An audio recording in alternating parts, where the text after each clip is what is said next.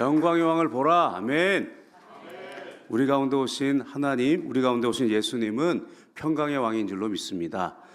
우리가 정말로 전쟁이 사라지고 우리 안에 갈등도 사라지고 우리 안에 문제도 사라지고 정말로 평강이 왕이 우리 가운데 임하시기를 위하여서 함께 기도해야 되겠습니다. 오늘도 주의 성령으로 충만함 받기 위하여서 오늘도 우리의 모든 나라와 민족과 세상 가운데 전쟁과 갈등이 사라지고 내 안에 주님의 평강이 임하게 해달라고 우리 함께 주님 한 번 모르고 통성으로 기도하고 말씀 나누겠습니다. 주여, 아버지, 오늘도 주님 앞에 나왔습니다. 오늘도 아버지 평강의 왕이신 주님 바라봅니다. 아버지, 우리 예수님께서 아버지 그저 다스리시는 하나님이 아니시고 오늘 우리 가운데 오셔서 우리의 질고를 지셨습니다. 우리 예수님께서 채찍 맞으심으로 우리가 하나님과 아버지 하나님 함께 아버지 피 흘리심으로 말미암아 화평을 누립니다. 아버지 하나님, 그 화평이 우리 가운데 영원히 잘된 같이 범사가 잘되며 강건함으로 나타납니다. 내 안에 주의 평강이 임하고 아버지 하나님 이웃과 이웃 사이에 주의 평강이 임하고 아버지 정말로 나라와 나라 사이에 하나님 평강이 임합니다. 아버지 평강의 왕이 우리 가운데 다스려 주셔서 아버지 전쟁이 종식되게 허락하여 주시옵시고 아버지 갈등이 사라지게 역사하여 주옵시고 우리 가운데 문제가 해결되게 하여 주시고 주님 주시는 찬평안이 임할 수 있도록 주님 우리 가운데 역사하여 주옵소서. 아버지 하나님, 세상 가운데 아버지 우리 여의도 순복음교회를 세우셨사오니 아버지 정말 아버지 여의도 순복음교회를 통하여 열방 가운데 주의 역사를 이룰 수 있도록 허락하여 주시고 아버지 당연히 목사님 주님 붙들어 주시며 아버지 우리 교회 성전 가운데 주님 함께하여 주셔서 아버지 주의 평강이 아버지 하나님 흘러 넘치고 아버지 영혼을 구원하여 제자를 삼는 교회 될 수 있도록 주님 우리 가운데 역사하여 주옵소서. 아버지 이 아침에 무엇보다도 우리가 평강의 주님을 보기를 원합니다. 주님을 만나기를 원합니다. 오늘 아버지 주님과 동행하기를 원합니다. 주님 다스려 주옵소서. 주님 다스려 주옵소서. 오늘 우리 가운데 역사하시고 주님 역사하시고 역사하여 주옵소서. 아버지 하나님, 오늘도 아버지 예수 그리스도의 보혈을 의지하여 성소로 나아가며 오늘 아버지의 성령으로 충만하여 아버지 주의 음성 듣기를 원하오니 오늘도 계시와 비전 관상을 우리 가운데 허락하여 주시고 오늘 아버지 사방을 말하게 하시고 아버지 능력을 내갈 수 있도록 역사하여 주옵소서. 이 시간에 주의 성령님 우리 가운데 충만 임하여 주옵소서. 주님 임하여 주시옵소서. 주님 임자하여 주시옵소서. 역사하여 주옵소서. 할렐루야. 주님 감사합니다. 감사합니다. 사랑의 하나님 감사합니다. 우리 가운데 평강의 왕으로 오신 예수님, 우리 예수님께서 우리 가운데 평강을 주시기 위하여서 피 흘리셔서 하나님과 우리 사이의 화평을 이루셨고 우리 예수님께서 모든 저주를 제거하심으로 우리 가운데 평강이 임하였습니다. 이제 아버지 그 평강을 증거하며 아버지 하나님 세상 가운데 아버지 그리스도의 평강을 전하는 우리들 될 수 있도록 허락하여 주옵소서. 전쟁이 사라지게 하여 주시고 갈등이 없어지게 하여 주시고 우리 안에 있는 모든 아버지 하나님 평강이 아버지 하나님 위협받는 것들을 다 제거하여 주셔서 주의 평강으로 걸어갈 수 있도록 허락하여 주옵소서. 오직 예수의 보혈로 오직 주의 성령으로 오늘 우리가 서기를 원합니다. 주님 말씀하여 주옵소서. 주의 종들이 듣겠습니다. 오늘도 주의 성령으로 충만하게 역사하여 주옵소서. 예수님의 이름으로 기도드립니다. 아멘. 오늘 함께 읽은 말씀 가지고 내 살을 먹고 내 피를 마시라, 이런 제목으로 함께 은혜 나누겠습니다. 요한복음에 꼭 요한복음이 아닐지라도 그런데 요한복음은 특별히 유독 먹고 마시는 것들과 관련되어 있는 표적과 가르침들이 좀 서두에 많이 있습니다. 처음 가나의 혼인잔치 생각해 보시면 거기서도 뭐가 떨어졌냐면 마실 것이 떨어져 있는 것입니다. 그리고 곧바로 이제 우물가의 여인과 대화를 할 때에도 결국에 목마르지 않는 물에 대해서 예수님 말씀하셨습니다. 곧 이어서 오병이어의 기적이 있었거든요. 오병이어의 기적에서 배고픈 그들에게 떡 5개와 물고기 2마리로 배부르게 먹이십니다. 그리고 난 다음에 예수님께서 갈릴리 호수 반대편으로 갔는데 사람들이 막 쫓아온 거예요. 그 전날 밤에 풍랑이 있고 막 그랬음에도 불구하고 사람들이, 예수님은 배 타고 건너편에 가셨는데 사람들은 걸어서 건너편까지 찾아온 것입니다. 그러면서 자꾸 예수님 앞에 떡 달라고 그러니까 예수님께서 오늘 말씀 가운데 스스로가 생명의 떡이시다, 그렇게 가르쳐주고 있는 말씀이 오늘의 내용입니다. 첫 번째로 우리가 살펴볼 것은요, 배고프고 목마른 인생에 대해서 우리가 살펴봐야 합니다. 왜 그렇게 먹고 마시는 것들에 대해서 우리 가운데 말씀하고 있느냐. 인생은 에덴 동산에서 쫓겨난 이후에 계속 먹고 사는 문제로 인해서 괴로워합니다. 왜 그러냐면 에덴 동산에서는 우리가 먹고 사는데 문제가 없었어요. 거기에는요, 우리가 경작할 필요도 없고 우리 하나님께 주신 모든 것들이 풍족하게 있었습니다. 그런데 이제 죄를 짓고 난 다음부터 바로 무엇이 생겼냐면 땅이 가시엉엉키를 내기 시작했어요. 그러니까 먹고 사는 문제가 이제 생길 수밖에 없는 그런 일들이 생기죠. 이마에 땀을 흘려야 먹을 수 있다. 그렇게 문제를 줍니다. 그것은요, 다만 먹고 사는 문제뿐만 아니라 우리 가운데 무언가 만족되지 않는 그 어떤 욕구의 부분들이 있다라고 하는 것을 말씀하고 있는 것입니다. 아브라함 매슬로우라고 하는 분이 이 매슬로우의 인간 욕구 5단계 이론이라는 게 있어요. 이게 굉장히 오래된 이야기이긴 한데 어떤 욕구가 있느냐, 거기에 보면 가장 기초적인 생리적인 욕구가 있다. 그런데 이게 단계다, 이렇게 이분은 이렇게 이야기했어요. 그래서 생리적 욕구가 있다. 그러니까 당연히 뭐 배고픈 것들 해결해야 되고 여러 가지 어떤 그런 생존을 위한 욕구들을 해결해야 되죠. 그런데 생존하는 욕구가 이제 만족이 되면 안전을 위한 욕구가 생긴다. 그래서 뭐 장막을 좀 더 고친다든지 어떤 뭐 의복을 더 두텁게 입는다든지 그런 것들을 하게 된다라고 하는 것이지요. 그 다음에 욕구가 만족이 되면 사랑과 소속의 욕구가 생긴다는 거예요. 그래서 이제 좀 배부르고 등 따숩고 나면 이제 소속감도 느끼고 싶고 사랑받고 싶고, 그리고 그 다음에는 존경받고 싶은 욕구가 생긴다. 그리고 맨 마지막에 자아 실현의 욕구가 있다. 뭐 이렇게 이야기를 했습니다. 근데 제가 볼 때는 이게 단계로만 되는 건 아닌 것 같아요. 물론 이제 단계적으로 더 어떻게 이 갈급한 것들이 있겠지만, 그러나 사실은 어떻게 욕구가 단계로만 되겠습니까? 배고픈 사람도 사랑받고 싶어요. 그런 것들처럼 이 모든 것들이 함께 있게 되는데, 이 욕구를 다른 말로 표현하면 목마름 혹은 배고픔이 된다, 이렇게 이야기할 수가 있는 것입니다. 그러므로 우리 가운데 예수님께서 목마름을 해결하여 주시고 배고픔을 해결하여 주시는 것은 결국에 우리 가운데 만족을 주는 것이고 행복을 주는 것인데, 사람들은 이런 5가지의 배고픔이 해결되면 행복을 느낄 것처럼 생각하지만 이런 욕구가 땅에서 완전히 만족될 수도 없고, 땅에서의 배고픔은 그것들을 영원히 해소될 수도 없고, 다 채워졌다고 할지라도 참된 행복이 오지는 않는 것입니다. 왜냐하면 우리에게 행복은 영원의 행복이어야 하고 영혼의 행복이 되어야 하기 때문에, 우리가 예수님을 만나고 영혼이 잘 되어야 참되게 범사가 잘 되고 강건할 수 있기 때문에 그런 것입니다. 그렇기 때문에 계속해서 목마른 거예요. 계속해서 배고픈 거예요. 그래서 우리가 예수님 앞에 찾아 나올 때 우리의 목마름과 배고픔을 해결해 달라고 찾아오는 것이 틀린 것은 아니에요. 그러나 그 초점을 제대로 맞추지 못하면 안 됩니다. 군중들은 예수님 앞에서 그 떡을 우리에게 계속 주세요, 이렇게 말씀하고 있거든요. 오늘 본문 말씀에 보면 요한복음 6장 34절이죠. 이렇게 말씀합니다. 그들이 이르되 주여 이 떡을 항상 우리에게 주소서, 이렇게 말씀합니다. 근데 이 말씀을 보면서요, 우리가 이렇게 오버랩되면서 생각나는 말씀이 있어요. 그게 무슨 말씀이냐면, 여인에게 예수님께서 이 물은 다시 마시면 다시 목마르지 않겠지만 내가 주는 물은 다시 이 물은 다시 목마르겠지만 내가 주는 물은 다시 목마르지 않겠다라고 말씀했을 때 똑같은 이야기예요. 요한복음 4장 13절 15절입니다. 같이 한번 읽어볼까요? 예수께서 대답하여 이르시되 이 물을 마시는 자마다 다시 목마르려니와 내가 주는 물을 마시는 자는 영원히 목마르지 아니하리니 내가 주는 물은 그 속에서 영생하도록 솟아나는 샘물이 되리라. 여자가 이르되 주여 그런 물을 내게 주사 목마르지도 않고 또 여기 물 기르러 오지도 않게 하옵소서. 우리는 그런 목마름을 해결할 수 있는 무언가가 필요하다는 걸 알아요. 그런 배고픔을 해결할 수 있는 그 어떤 떡이 필요하다는 걸 알아요. 그런데 무엇인지를 잘 모르는 거죠. 근데 예수님께서는요, 분명히 그 떡을 먹는 법에 대해서 말씀해 주고 있어요. 요한복음 6장 27절 29절입니다. 같이 읽어볼까요?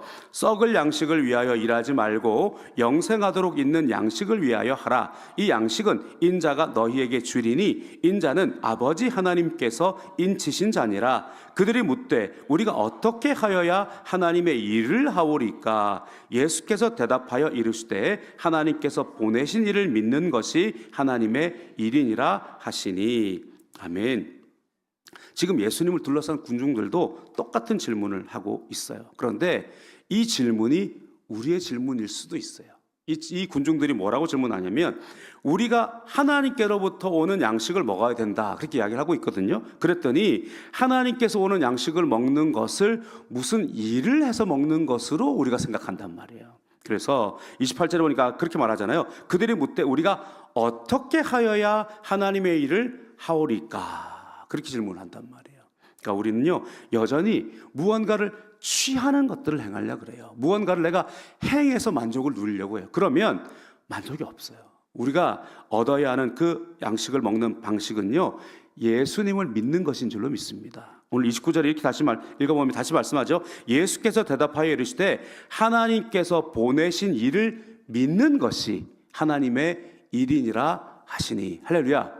이것부터 해결이 돼야 돼요. 종교는 자꾸만 무언가를 해야 된다고 말을 합니다. 그러나 우리는 무언가를 하기 전에 먼저 하나님의 자녀가 되는 것부터 해야 됩니다. 관계가 형성되어져야 됩니다. 그 자격을 얻기 전에 하는 것은 별로 의미가 없어요. 그냥 자꾸 목마를 수밖에 없어요. 그렇기 때문에 예수님께서 그 우물가의 여인에게도 뭐라고 말씀하셨냐면 예수님 안에서, 영 안에서, 진리 안에서 예배하는 그 예배가 참 예배다. 거기서부터 목마르지 않는 생수가 넘쳐나게 될 것이다. 나중에 뭐라고 말씀하셨냐면 뱃속에서부터 생수가 흘러 넘칠 것이다. 그렇게 말씀했습니다. 그러므로 우리가 이것은요 자격을 통해서 주님 앞에 나가게 되는 것입니다. 이사야 55장 1절에서 2절에도 이렇게 말씀하고 있어요. 같이 읽어볼까요? 오호라 너희 목마른 자들아 물로 나오라. 돈 없는 자도 오라. 너희는 와서 사 먹되 돈 없이 값 없이 와서 포도주와 젖을 사라. 너희가 어찌하여 양식이 아닌 것을 위하여 은을 달아주며 배부르게 하지 못할 것을 위하여 수고하느냐. 내게 듣고 들을지어다. 그리하면 너희가 좋은 것을 먹을 것이며 너희 자신들이 기름진 것으로 즐거움을 얻으리라. 아멘. 우리가 양식 아닌 것들을 자꾸 돈을 주고 산다는 말이에요. 그런데 진짜 것, 우리에게 목마른 자가 내게로 나와라. 돈 없는 자도 와라. 물을 먹어라. 물로 나와라 말씀하고 있어요. 그 물은 뭐냐? 내 말씀을 듣고 들어라. 그러면 거기에서 좋을 것이 나올 것이고 기름진 것들이 넘쳐나게 될 것이다. 우리는 오직 하나님 안에 있을 때 참된 복이 임하게 되는 줄로 믿습니다. 두 번째로 우리가 이 의미를 조금 더 이렇게 확장해서 보면 이렇게 말씀하고 있어요. 내가 주는 떡을 말고 나를 먹어라. 예수님 말씀하고 있어요. 사실 이 요한복음 6장에는요 이 예수님께서 생명의 떡이 되심을 길게 설명하고 있어요. 그것들을 제가 이제 오늘 단편단편 보고 있는 건데요. 요한복음 6장 30절에서 36절 우리 같이 한번 읽어보겠습니다. 그들이 묻되 그러면 우리가 보고 당신을 믿도록 행하시는 표적이 무엇이니까? 하시는 일이 무엇이니까? 기록된 바 하늘에서 그들에게 떡을 주어 먹게 하셨다 함과 같이 우리 조상들은 광야에서 만나를 먹었나이다. 예수께서 이르시되 내가 진실로 진실로 너희에게 이르노니 모세가 너희에게 하늘로부터 떡을 준 것이 아니라 내 아버지께서 너희에게 하늘로부터 참떡을 주시나니 하나님의 떡은 하늘에서 내려 세상에 생명을 주는 것이니라. 그들이 이르되 주여 이 떡을 항상 우리에게 주소서. 예수께서 이르시되 나는 생명의 떡이니 내게 오는 자는 결코 줄이지 아니할 터이요 나를 믿는 자는 영원히 목마르지 아니하리라. 아멘. 예수님께서 하늘의 떡, 생명의 떡, 보다 근원적인 떡에서 대해서 말씀하고 있고 예수님이 결국에는 내가 떡이다 이렇게 말씀하고 있는 거잖아요. 그런데 이 사람들은요 모세를 또 이야기하는 거예요. 아니 예수님 표적을 보고 온 까닭이 아니라 떡을 먹고 배부른 까닭에 우리가 왔다고요? 그러면 모세도 광야에서 떡 줬잖아요. 하늘에서부터 떡이 그런 것 아닙니까? 우리 가운데 떡 주세요. 계속 이렇게 이야기하는 거죠. 그랬더니 예수님이 모세가 떡을 준 게 아니고 하나님이 떡을 준 거야. 그런데 진정한 떡은 생명의 떡으로 나와야 돼. 내가 생명의 떡이니까 내게 오는 자는 결코 줄이지 아니할 터이요 나를 믿는 자는 영원히 목마르지 않을 것이다. 그렇게 말씀하고 있습니다. 여러분 여전히 우리들도요 자꾸만 하나님 앞에 떡을 바라며 나올 수 있어요. 우리들이 여전히 우리가 하나님 앞에 목마름을 해결하려고 나오는 거예요. 그건 무슨 문제입니까? 우리 가운데 문제만 해결해 달라고 하나님을 찾아오는 경우가 얼마나 많이 있다는 거예요. 내가 되고 싶은 것, 내가 갖고 싶은 것, 아까 말했던 그 욕구의 것들이 우리의 기도가 대부분이 아니냐는 거예요. 배고프다고 우리 가운데 생존을 위한 것들, 우리 가운데 안전을 지켜달라고 하는 것들, 사랑받게 해달라는 것들, 우리 가운데 어떤 그런 어떤 존귀와 자리의 것들, 그런 것들의 욕구만을 가지고 이것이 복받은 것이다 이렇게 이야기하면 계속 목마를 수밖에 없어요. 영원한 목마름은 주님으로 인해서 나오는 줄로 믿습니다. 제가 예전에 어떤 목사님께서 이제 이런 예화를 들어주셨는데 너무 재밌기도 하고 또 시사하는 바가 커서 함께 이야기를 해드리려고 하는데요. 숫장수 이야기라는 게 있어요. 혹시 들어보실지 모르겠는데요. 어떤 목사님이 하신 말씀을 제가 듣고 참 재밌어서 기억을 해두고 있습니다. 첩첩산중이었어요. 첩첩산중에 수출 구워서 파는 노인이 있었습니다. 그러니까 숯을 굽는다는 것은요, 지금도 막 이렇게 산에 보면 나무에다가 이렇게 가마에다가 한참 떼가지고 그 숯을 꺼내잖아요. 그러니까 나무가 많은 곳에 있어야 되고, 그리고 계속 불을 떼야 되기 때문에 지금도 숯 만드시는 분들은 이제 산에 들어가서 삽니다. 그런데 당시에 이제 옛날 이야기예요. 임금이 있을 때 이야기니까 무슨 시대인지는 잘 모르겠지만 어쨌든 그렇게 첩첩산중에서 숯을 구워서 파는 노인이 있었습니다. 근데 가마 근처에 아마 좋은 온천이 있었던 것 같아요. 그런데 하루는 아주 귀한 옷을 입은 사람이 근처 이렇게 노천에서 목욕을 하고 있는 것을 봤어요. 그런데 분위기가 뭔가 좀 삼엄해요. 그리고 사람들이 그 사람이 목욕하고 있는데 같이 목욕도 안 하고 쳐다도 보고 있지 않고 고개를 돌려가지고 이렇게 등을 쥐고 있어요. 그래서 뭔가 신기하다 그러면서 이제 이렇게 훔쳐보고 있었어요. 야, 이 참 재밌다. 이건 뭐일까? 이렇게 귀한 사람인가 보다 이렇게 훔쳐보고 있는데 이분이 가운데 이제 목욕하고 있던 사람이 발이 미끄러져가지고 꼬르륵 빠졌어요. 근데 그걸 빠졌는데 사람들이 다 등 돌고 있으면서 못 본 거예요. 그래가지고 이 노인이 풍덩 들어가가지고 그 사람을 건졌어요. 이 사람이 누굴까요? 임금님이에요. 왕약이라고 그랬잖아요. 임금님이에요. 그래서 구하고 보니까 임금님이잖아요. 그러니까 이 사람, 이 십장수가 너무 놀라가지고 이제 나 죽었구나 그랬어요. 그래서 목숨만은 살려주십시오. 그랬더니 임금님은 또 자기 목숨 살려줬으니까 뭐라 그러냐면 소원을 하나 말해봐라 이렇게 하겠던 거예요. 그래서 뭐 금은 보화를 주랴, 뭐 집을 새로 지어주라 뭐 했는데 이 노인이 뭐라 그러냐면 황송무지지합니다. 이 배울 것 없고 보잘 것 없는 것이 임금님을 아련하게 돼서 너무 감사합니다. 근데 진짜 제가 이것이 정말 이렇게 가당치도 않은 소원인 걸 알지만 제 마음에 소원이 하나 있는데 임금님이 저희 집에 한번 와주셨으면 좋겠습니다. 그래서 이렇게 제가 숯불에 구워드리는 지금 말로 하면 숯불에 삼겹살 구우면 맛있거든요. 이러면서 그런 거 좀 드셔보시고 이렇게 산에서 이렇게 산채도 드시고 이러면 대대의 자자손손 이렇게 영광이 될 줄로 믿습니다. 뭐 그렇게 이야기를 한 거잖아요. 그래서 이제 임금님이 그게 뭐 어렵겠느냐. 그리고 이제 내가 돌아가면 뭐 내시들 보내가지고 날짜 잡을 테니까 한번 날짜를 잡아보겠다. 그리고 이제 돌아갔어요. 그러면서 이제 왔어요. 일하는 사람들 와가지고 이제 임금님 모시고 오려면 사전 조사해야 되잖아요. 근데 봤더니 이 집이 어디냐면 산꼭대기란 말이에요. 이 가마를 하는 사람이니까 이 사람이 나무를 하러 왔던지 하다가 약간 내려온 거지 집은 산꼭대기 있는 거예요. 근데 이 내관들이 화가 났어요. 아니 여기 임금님이 어떻게 오란 소리냐. 그래서 그럼 어떡할까요? 그랬더니 임금님 명령이 있잖아요. 그랬더니 내관들이 뭐라 그러냐면 길 닦아라 그랬어요. 그러니까 임금님이 가마 끌고 올 수 있도록 길을 내버린 거예요. 그러고 난 다음에 아이고 참 이러면서 집은 어떠냐 보자 그랬더니 숯장수가 숯 꺾는 가마 옆에 집이 어떻겠어요? 어디에 앉으려 그러냐? 그러니까 여기 저희가 있는데 안 되겠다 집 져라. 그래서 집 져줬다는 거예요. 그래서 그럼 음식은 뭘 하고 산나물 뭐 이렇게 하고 그래 산나물은 일단 좋으니까 됐고 우리 임금님은 뭐 없으면 못 드시니까 야 식재료 다 날라라 그래라 뭐 이렇게 된 거예요. 그래가지고 수락관 상궁 들어오고 뭐 그릇 다 바꿔주고 임금님이 오실 준비가 다 된 거잖아요. 무슨 말하는 줄 알겠죠? 네, 임금님만 오시면 다 해결되는 거예요. 그러니까 이 숫장수가 얼마나 지혜롭냐는 이야기예요. 그렇죠? 근데 이 숫장수가 세상의 지혜를 가지고 그렇게 했으면 다 들통이 나요. 그렇죠? 그런데 이 숫장수는 그냥 임금님 한번 모시고 싶은 거, 그죠?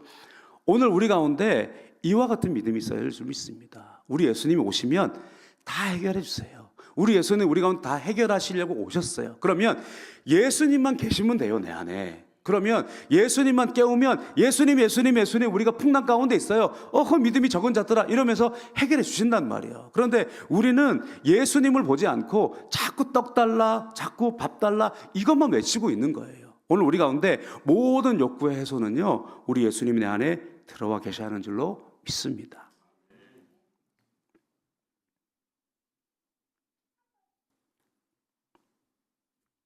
오늘 예수님을 내 삶에 하나님을 업어보겠다고 꿈꾸는 사람들에게는요 하나님이 같은 꿈을 가진 사람도 보내주세요. 우리 가운데 하나님의 무언가를 감당해 보겠다고 애쓰는 사람들은요 하나님께서 그것들을 감당할 수 있도록 능력을 더하여 주는 줄로 믿습니다. 그런데 우리 가운데 주시는 그 사명조차도 떡일 수 있어요. 우리는요 그 사명보다도 예수님을 바라보는 우리들 되어야 할 줄로 믿습니다. 세 번째로 예수님 뭐라고 말씀하셨냐면 나의 살을 먹고 나의 피를 마셔라 그렇게 말씀하셨거든요.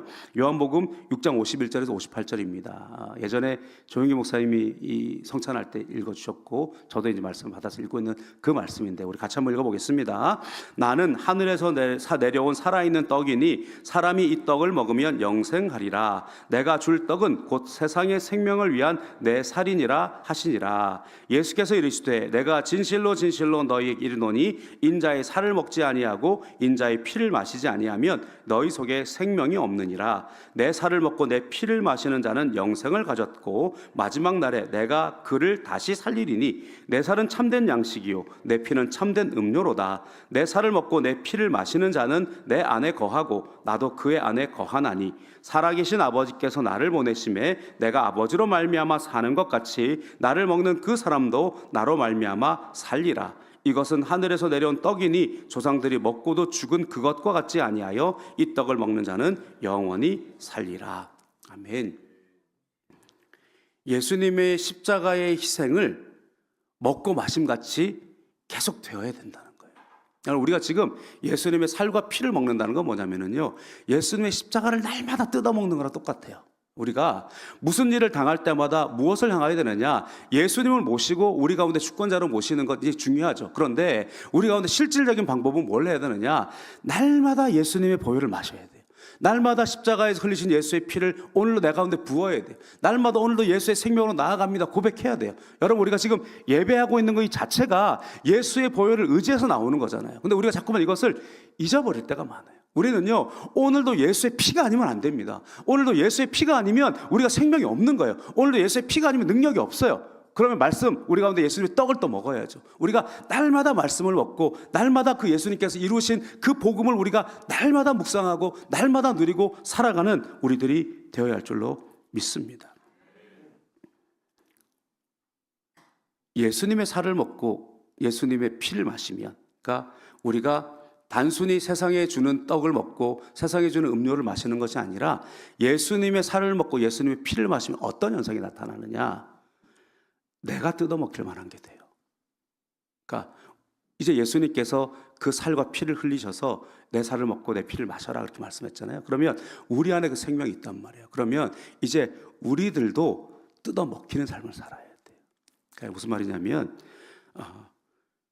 예를 한번 들어보면 자녀들은요, 어머니의 젖을 먹고 자라요. 그죠? 어머니의 젖을 먹고 살려면 엄마는 어떻게 해야 되느냐? 좋은 것을 잘 먹어야 돼요. 그죠? 그래서 양분을 막 먹어야 돼요. 그러니까 나중에 바울이 이제 제자들에게도 너희가 어떻게 하다가 이 단단한 식물을 먹지 못하고 젖이나 먹는 사람이 돼야 되느냐, 뭐 그런 이야기를 하잖아요.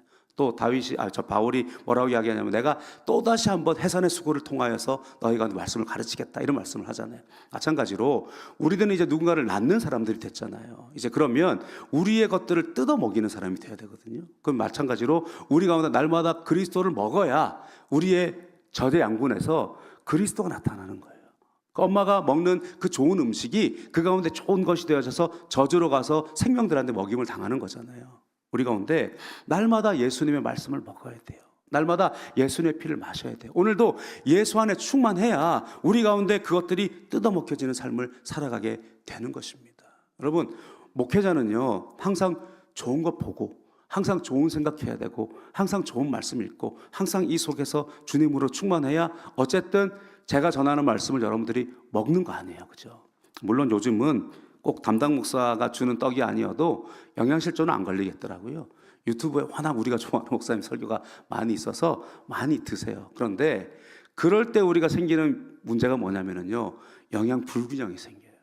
우리가 때로는 영양 과잉이 생기는 거죠. 우리가 패스트푸드 주로 먹으면, 그죠? 영양 불균형 생겨서 살찌는 거예요. 그러면 모든 것들의 어떤 질병의 어떤 원인들이 되는 것이잖아요. 그러니까 우리가 그럴 수 있어요. 왜냐하면 우리가 늘 좋아하는 말씀만 보거든요. 알고리즘이라고 하는 것이 내 입술에 단 것만 계속 넣어주거든요. 그러면 그 단 것 먹으면 병 걸리게 되는 것입니다. 오늘 우리가 늘 주어진 말씀 속에서 뜯어 먹어야 돼요. 뿐만 아니라 날마다 우리 가운데 오늘 예수는 어떻게 생각하셨을까? 오늘 우리 가운데 예수라면 어떻게 살아가실까? 오늘 그 예수님의 희생을 바라보면서 그 예수님의 십자가를 나도 지고 걸어가는 우리들이 되어야 할 줄로 믿습니다. 그리하면 예수님께서 뭐라고 말씀하셨냐면 뱃속에서부터 생수가 흘러넘칠 것이다 이렇게 말씀했죠. 그리고 성소로부터 흐르는 샘물이 강물이 되어지고, 제가 자주 표현하는 고백이잖아요. 거기에 무엇이 나느냐? 나무가 나는데 잎사귀는 약이 된다 그랬어요. 그죠?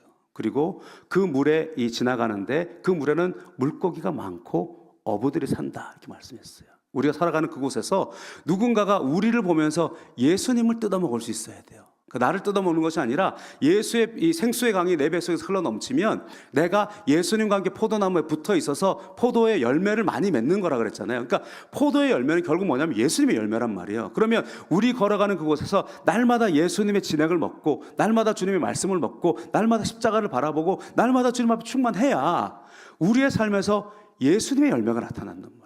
그 열매들을 누군가는 먹어야 돼. 포도나무의 열매는요, 예쁘려고 있는 게 아니에요. 포도나무 열매는요, 향기로우려고 있는 게 아니에요. 포도나무 열매는요, 누군가가 먹게 하려고 있는 거예요. 그리고 그것을 먹고 배부르고 또다시 그것이 씨앗이 되어서 자라나게 하려고 포도나무 열매가 있는 거예요. 우리는요, 누군가에게 향기로운 사람이 돼야 돼요. 누군가에게 뜯어 먹히는 사람이 돼야 돼요. 누군가가 나의 삶을 보고 저 사람은 진짜 예수 믿는 사람이구나, 와, 저 사람은 저렇게 어려울 때에도 주님과 의지하니까 그렇게 살아가는구나, 무언가를 바라볼 수 있는 사람들이 돼야 돼요. 근데 오늘 많은 사람들이요, 예수님이 주는 떡만 먹는 거예요. 예수님이 주는 이 물만 마시는 거예요. 그러니까 예배 드리고 난 다음에, 은혜 받고 난 다음에, 와, 은혜 받았어요, 내가 너무 기뻐요, 행복해요 하지만 내 삶을 뜯어먹을 준비는 전혀 못하고 있는 거예요. 누군가에게 내 삶을 보여주고 누군가에게 내 삶을 나누어주는 그 삶을 살아가지 않으니까 내 배만 부르고 내 목마름만 해결되는 것으로 만족하고 있는 거예요. 예수 믿는 사람들은요, 뜯어먹히는 사람이 돼요. 예수 믿는 사람은요, 싫으나 좋으나 영향력을 미치는 사람들이 돼요. 제가요, 전에도 한번 이야기한 것 같은데 한국에 와서 느낀 게 하나 있어요. 한국에 와서 느낀 게 보니까요, 예전에 이제 어떤 그 개그우먼, 아니 배우인 것 같은데, 어떤 분이 그 병원에 가면 이제 그 간호사 분들이 이렇게 영혼 없는 친절함 흉내낸 적이 있어요. 네, 네, 어서 오세요. 어디가 아프셔서 오셨어요? 네, 말투가 그렇잖아요. 딱 보면 어디가 편찮으셔서 오셨어요? 성함이 어떻게 되실까요? 네, 네, 어떻게 하시고, 네, 아직 저기 앉아 계실게요. 네, 조금만 있으면 의사 선생님 오시면 진료 들어가실게요. 주사 팔 걷어 보세요. 조금 따끔해요. 그죠?